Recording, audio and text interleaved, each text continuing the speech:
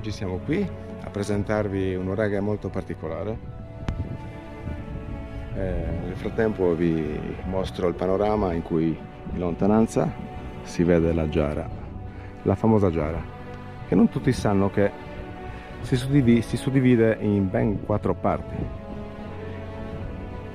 ovvero sia la famosa Giara di Gesturi, la Giara di Genoni, di Tuili e Setsu. Sono ben 4 le giare. Noi siamo precisamente adesso invece nella sorellina più piccola, ovvero sia la Giara di Siddi. Ci troviamo esattamente nel nuraghe Savo Gaya.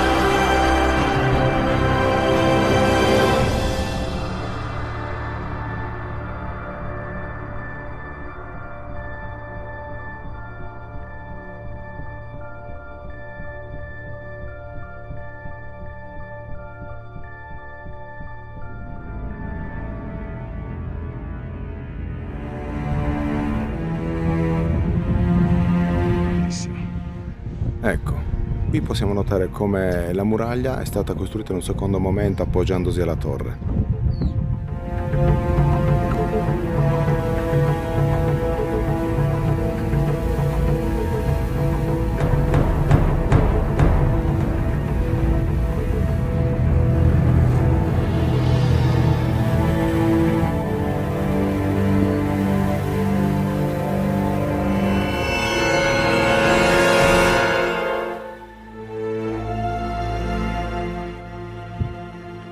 Questo è incredibile, un corridoio con soffitta a piatabanda e subito dopo una d'ogiva.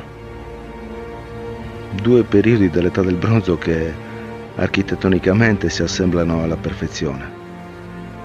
È veramente incredibile, veramente.